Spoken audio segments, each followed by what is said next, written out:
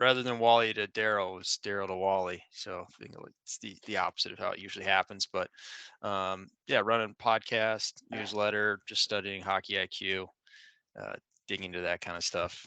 Coach. Are you watching the U18s right now? I've seen some highlights. I haven't actually watched. Yeah, I'd be curious to get your take. So today, 5 p.m. Eastern, Finland plays the U.S. or Finland plays Sweden, which is a good matchup, and then Canada plays the U.S. at 9 p.m. tonight.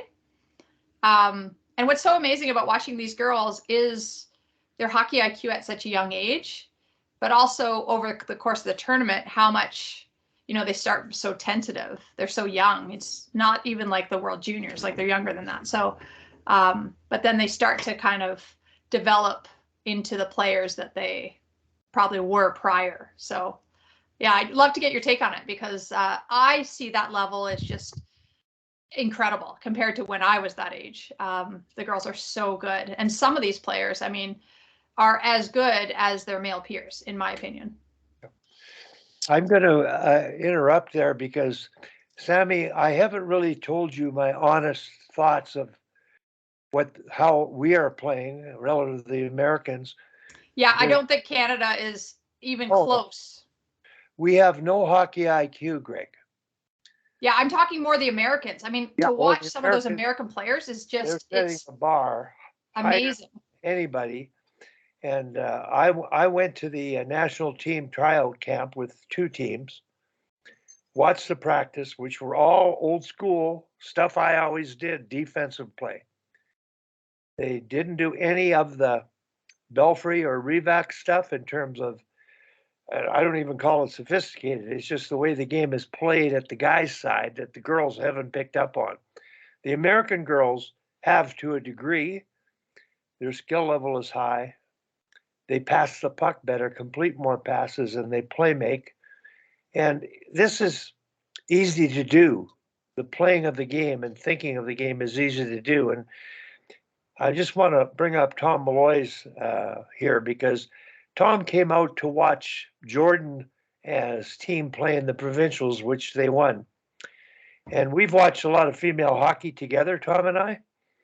And he said that's the first team he's seen play hockey in quotation marks.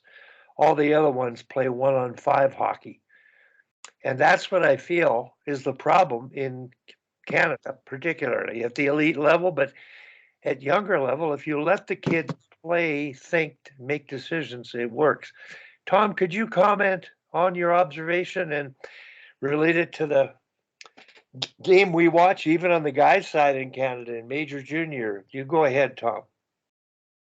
Well, I just, I have Flames tickets and I watch them and I'm way up, and I can see, when you're way up, you can see the play they should make. And 95% of the time, the NHLers make the play. If someone's open, boom, boom, boom, boom, boom. And when I'm watching, like Jordan's team was pretty good on that. If someone's open, they get the puck. Basically, if someone's in better position, they should get the puck. So, sorry, who is Jordan's team? It was a AA midget team. He won the provincials with it. Oh, and Jordan Fenton, you're talking about. Yeah, sorry. Okay. Yeah, but they moved the puck much better because I watched the AAA provincials too, because I was recruiting, and it was 1-on-5 everywhere. Just people carry the puck as far as they can, and then when they kind of run out of options, then they pass. But that player was open, but they're not kind of open anymore. They're more possession passes, and and just the idea that moving the puck really quickly and people breaking to openings and giving quick support, and then passing, and don't pass and watch, pass and go and become part of the play again. Those are the, I think elite hockey players do that. And I didn't see a lot of that with that Canada team there. I just saw the practices. I didn't go to the games, but they played some games in practice, but they carry the puck till they run out of options. And it would be really nice if they just, made the play right away and just kept the puck moving. So, well, Tom, you would have coached against Howie, right? Draper a lot. So is that how his Pandas play too? No, they move the puck better. Okay, because they're more used to each other. Yeah, and I just, they're a little older and all this kind of stuff. But yeah, his teams generally pass the puck really well. Anyways, I'm taking over Greg's Sharks call, so I don't want to take over Greg Sharks. We can talk U18 after. Okay.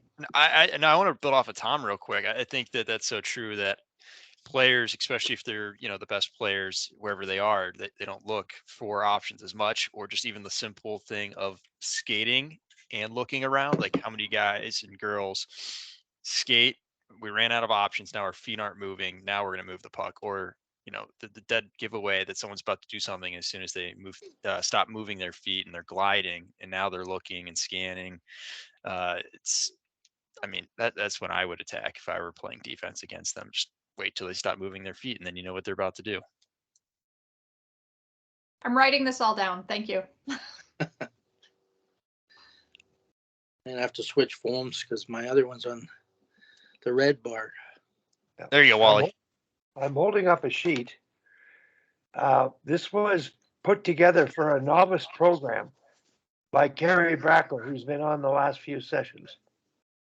He took over the program, and there are 3 columns here. They picked the team, rating them in the 3 areas: skill, hockey sense, and hockey character at a novice level. And I'm going to read to you what their approach: hockey sense, puck support, puck protection, give and go, hitting, getting to the open space, playing the game, awareness on ice at a novice level. Now, Kerry played for me years ago. He evaluated the team that way, and he and a group of father friends that played hockey together took over that program. And that year, they won the SO championships in Calgary. I believe 8 out of the 9 teams won the division. The kids were placed properly. 2 Division 1 teams that competed in the final for the cities, following that model at a novice level. So that's basically what we're talking about here. Kids can get it. You don't have to be an elite player to have hockey sense. You've got a mind and a brain, and there's an awful lot of what I call hindrance of, I believe we're hindering our players. When I watched the national team camp, Sammy, after the first period of the second game, I ran into Gina. And she said, "What do you think?" And oh boy, that's the first time anybody's asked me a question. And I just said, "You have so much talent. You could pick 2 teams." And I said, "But they require some same kind of coaching that allows them to open up and open their minds and feel free to play, not fear to make a mistake or do what the coaches said." And I said, "You got to practice offense." I said, "The defensive practices were so good, they've done that too much. So is the senior team." What's interesting, Wally, about that, just before you finish, is the quotes from the girls from the 2 teams. The U.S. is their quotes overall, even from their coaches. We're having so much fun. Yeah. We're really enjoying each other. We're able to be creative out there. And then the quotes from the Canadian girls is, "We're not executing the plan like we talked about. We're not doing what we're supposed to be doing." Yeah. It's just such a different mentality. So it's interesting already that's emerging. So Well, go on, sorry. Yeah, Gina Craig is the director of the female program now in Canada, and has been, oh gosh, for 2 Olympic cycles or 3 Olympic cycles. And when I said to her, "You don't practice any more defense. They just need offense. They can play the game." And she said, "I was talking to Troy, because Troy is the head coach of the senior team. That's exactly what he said." And she said she was going to communicate with Howie about that at the camp. But it was the last game on the last day. And I was impressed with how good they were. I'm not impressed with how they're playing. And I think they will play how according to your over direction, for allowing them to evolve and play and have fun and feel free. And I did get a text from Carla McLeod. She's there with the Czech team, being an eye in the sky, Sammy. And she said they did shorten the bench quite a bit against Finland, the game they lost. And she said they're not having fun.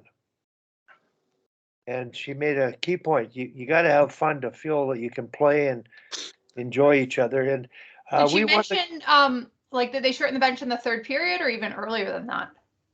What was that?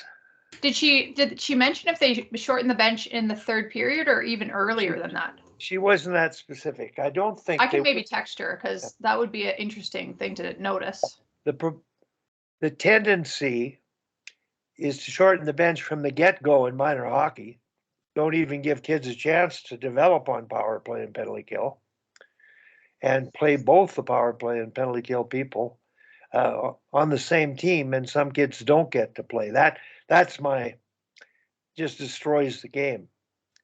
But at this level, the philosophy that we played under in your days, Sammy, was we rolled the lines for the first half year and then created 2 power play units and 2 penalty kill units in the second half.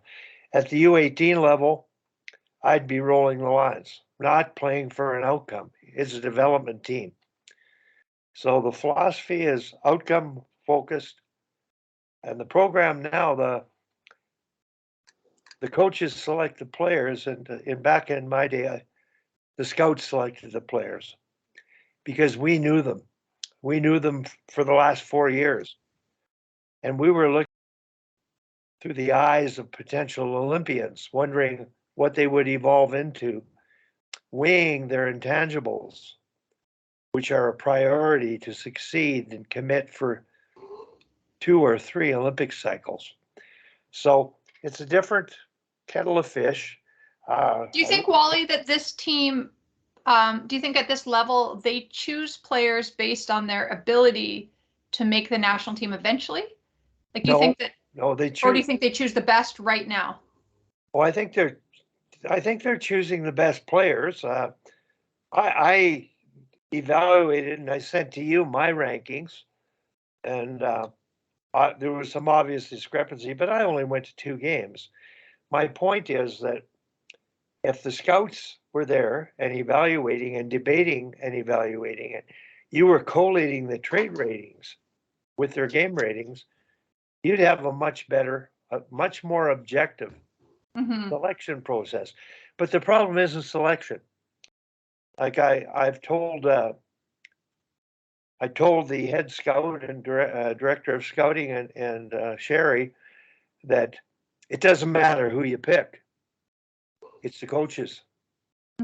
It's how you nurture them, how you transmit belief, how you build the team, and the psychology of coaching, the fundamental nature of that line between overcoaching, telling them to do everything the way you want, versus letting them figure it out and solve their own problems and engage them in what they're doing. And I think the senior team and Troy has grasped that and picked up on it. And I think the seniors are going to be fine, but every level below that, the under 18, affects the senior team. Those are going to be your future Olympians. And I think there has to be a sort of a thread of continuity, consistent continuity in the program, thinking of the vision of what you want and how best to achieve that. So they're in a difficult spot, but I'm hopeful for them to get a positive outcome tonight. But talking to Daryl, who was disappointed because his daughter wasn't invited to the camp, and she went there last year. She was an underage. Well, she's one of those IQ players. And I don't believe not many people would understand. She looks like a rover when she plays, but she totally understands what she's doing, taking calculated risk, but creating turnovers in the in their offensive zone by she just plays the game the way the game's played at the NHL level and maybe even beyond that. But that's one player who might not be, judged, and she wasn't. She's probably not in the mix anymore because of what they're looking for is sort of based on size, carry a puck, skate the puck. But what do they do with it? What's the outcome? Do they create time and space for the purpose of making a play? I don't think so. They're just linear north-south. They're not the hockey IQ, and it's something Greg really talks about. And he's more involved on the male side, but with Daryl, having worked with him in the national program and now knowing him, we communicate a great deal about this, and we're just hopeful that the light goes on and some changes are made and just changes in the way we do things, because that's the definition of insanity in terms of the results you get. Anyway, any thoughts, Craig, on my diatribe? Yeah, I've got a few. One thing that I think she does well, Ella, Daryl's daughter, is she does a lot of discouragement, like how she gaps up to players. Like they don't even make passes up her side a lot of times. They have to look elsewhere, and within that, they get pressured by forecheckers and pucks get turned over. So she does a lot of affecting the play without touching the puck, which, unless you're looking for it, is kind of hard to tell. Yeah. So I'll say that being one thing.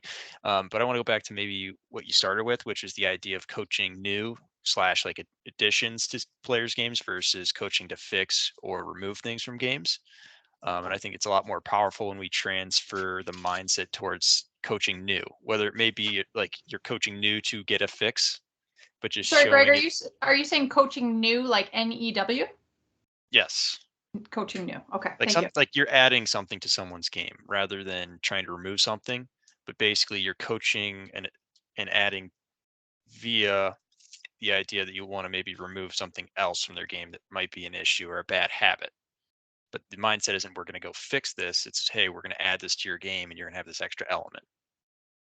I think that's something that's big in not overcoaching, but maybe like getting them excited. Here's what we're going to be adding.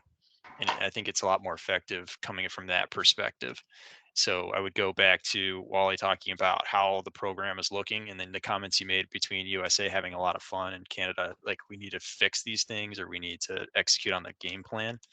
For me, it shows that maybe US is like, here's what we can do versus here's what we need to avoid.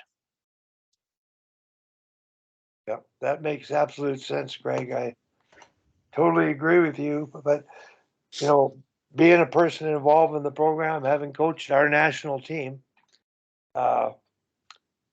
it's really disconcerting to sit and watch and see what's happening. But at least What's interesting though, Wally, is when I don't know Howie, but when I hear him speak, he certainly has enthusiasm and he talks about a team first mentality. And these are just in the interviews. He seems to really want the best for people within that system. So do you think it's more of a construct of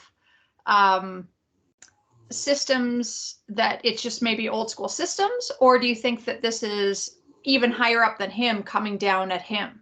No, not higher up coming down. I believe the higher up is talking what I'm talking. So you mean like a national team versus administrative? Well, there's no overall administrative Hockey Canada. Well, they have Hockey Canada would be Gina and Troy. Nobody else would be telling them what to do or sharing ideas. And I think they would totally buy into this more than ever now. Howie's a terrific coach. I mean, he's won the world championship in Japan, I think, a few years ago, and he's a tremendous coach. It's what's evolved, the way the game is played and are developing. We're not keeping up with the changes in the way you coach, like adding something versus correcting something, and worrying about the other team and what you're going to do. And as a result, you can't have the puck and possess it and frustrate them. So a philosophy of let them worry about us and let's do our thing, because we're just as big and strong and just as skilled. We don't share the puck as well for the reasons that we understand. It's easy to learn. And as I pulled up the novice sheet that Kerry Bracco put together, they got it.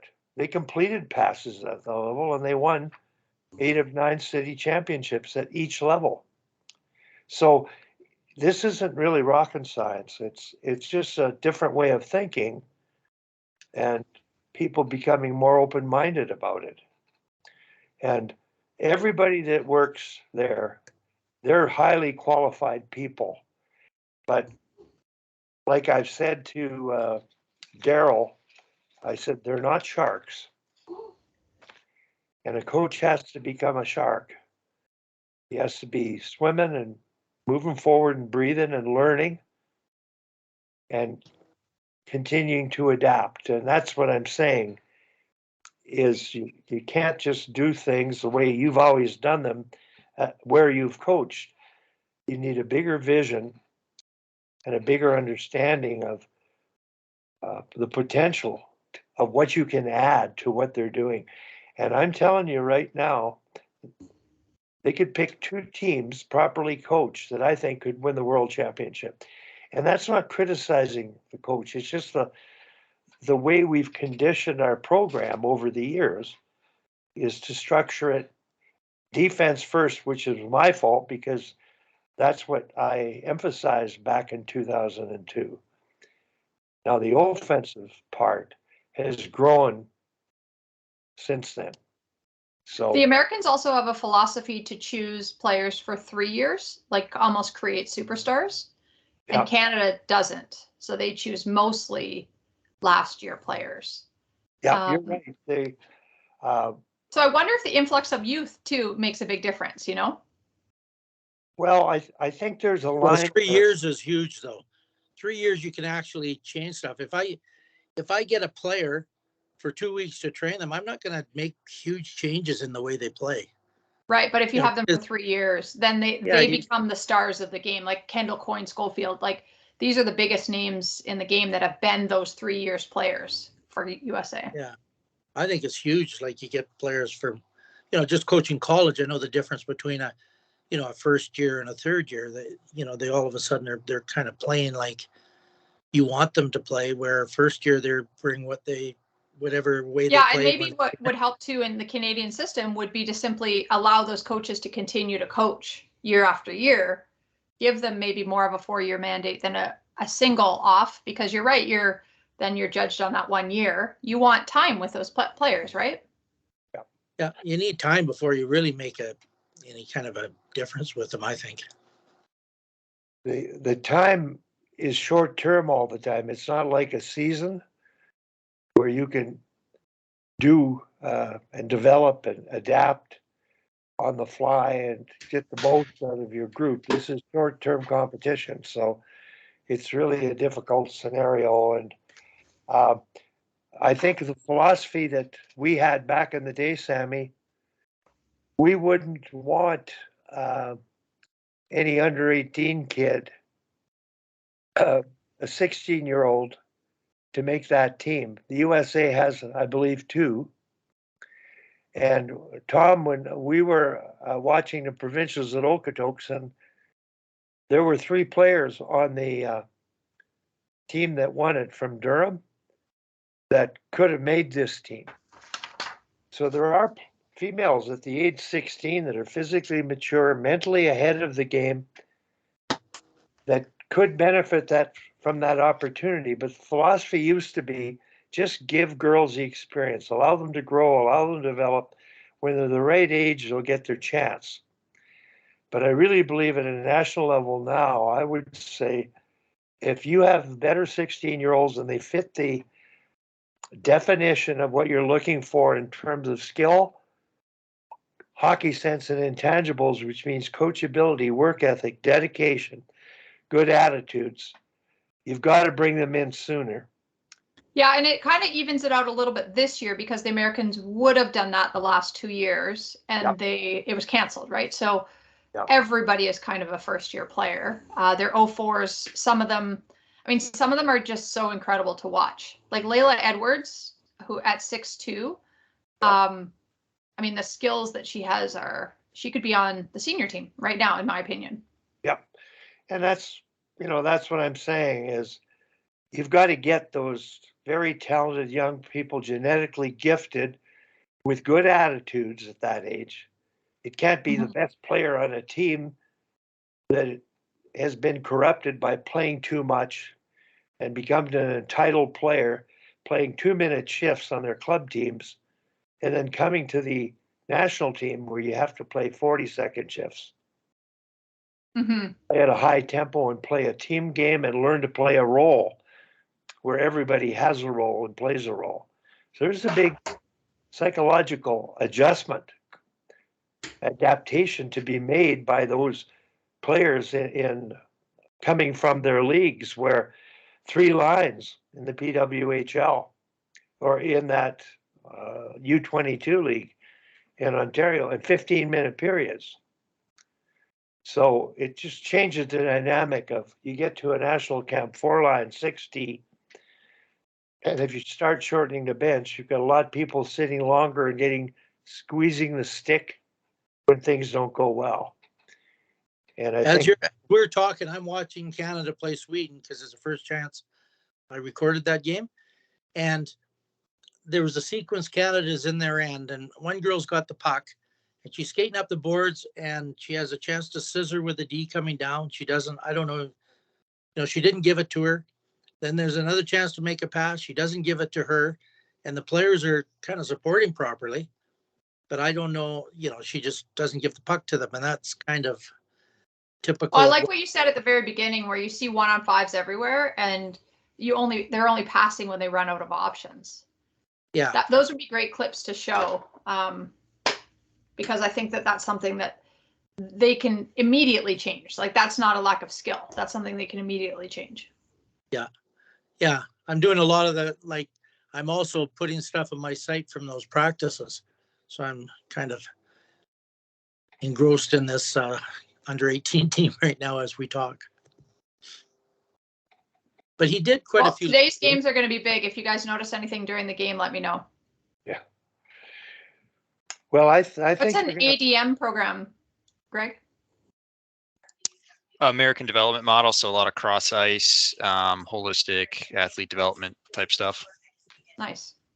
So she started in Cleveland Heights, but she's been a boarding school, I want to say Rochester area.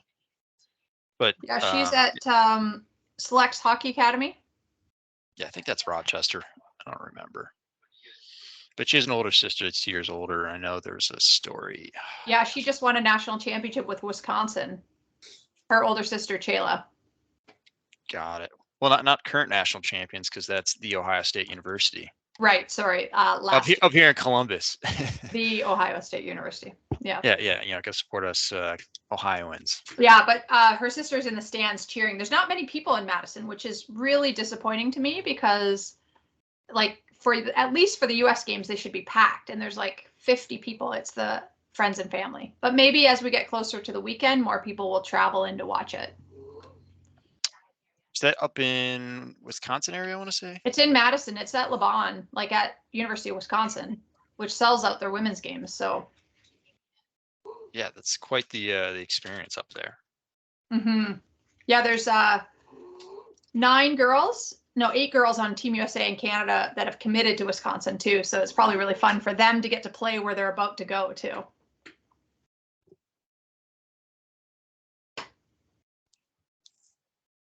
Sammy, I've got Carla's been texting during the games, before and after, and I'm just going to read a couple of things. I asked her, are you on the bench with the Czechs? And she said, no, I am an eye on the sky. I said, how are they playing? And it's a great way for you to get a feel for the players and the staff preparing to coach the senior team. It's just a great opportunity.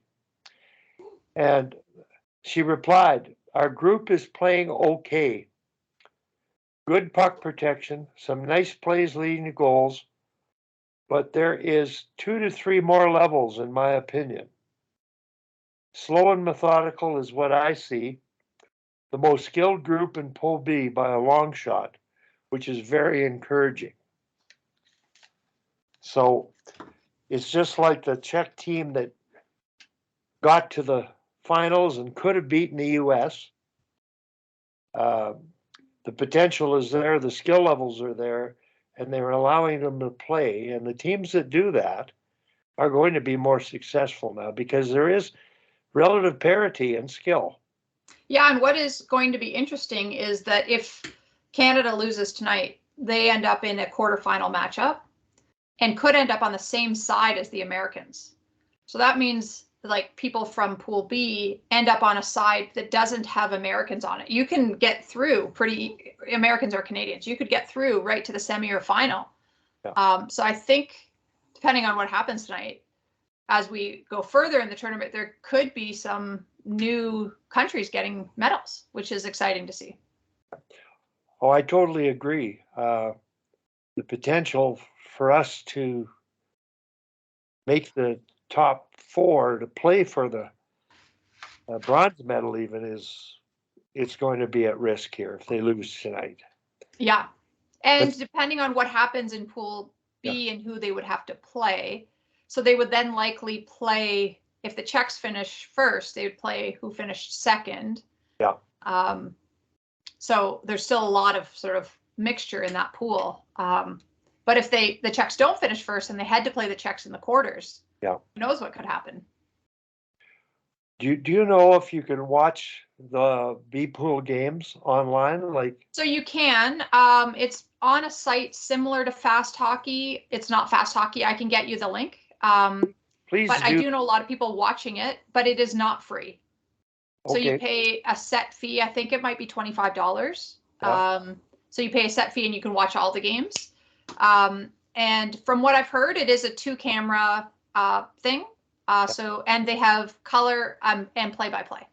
So I've heard it's entertaining. It's not quite the same graphics as you would get on TSN, but send me the link. I definitely will subscribe for the remaining games. Even if it's one game, I'd like to see them. Mm-hmm. I feel the Finns have hockey IQ. They look good. They do. They slow the play down. They look for options. They buy time and space. They make plays according to the situation. They don't have tunnel vision and make decisions that are costly. I would really be curious of the statistic of how many passes are completed by each team and what the turnover rate is. So Wally, I have all that. I actually hired a researcher who specializes in stats and data, and I'll just send you the link that she's provided. It's incredible.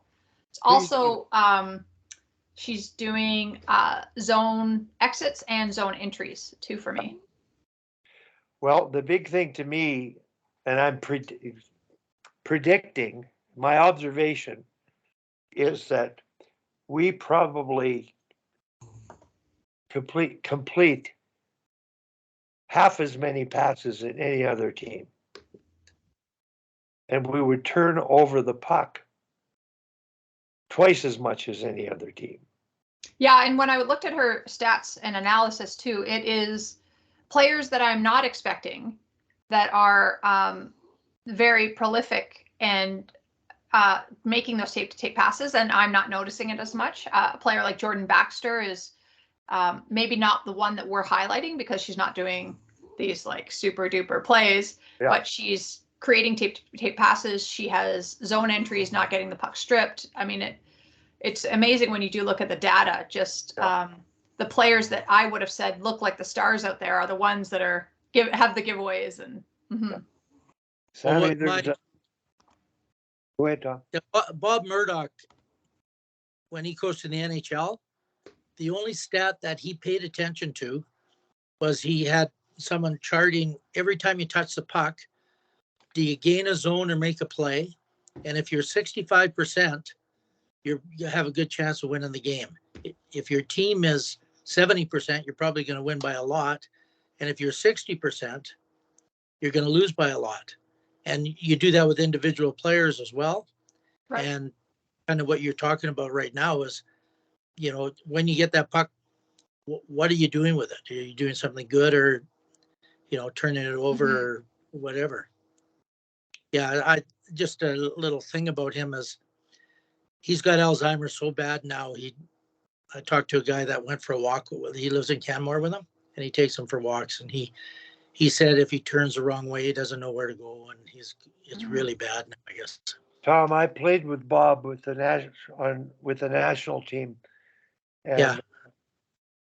I don't know if Greg is still on or not, but Greg, that idea of possession, turning the puck over, the ratio, the Czech team that Thomas had against the Americans played a possession game. They literally overpassed, passed back, possessed. It caught the Americans off guard. They just weren't prepared for that. They were prepared for a dump and chase, move the puck, but they weren't prepared for attacking the defense in the neutral zone or attacking them in half the offensive zone when the other team, when the Czechs had possession. I really believe the possession game Daryl talks about, and Greg, you would know more about it. That's what I call a game of the future. We still dump and change a lot. I think we could pass back and change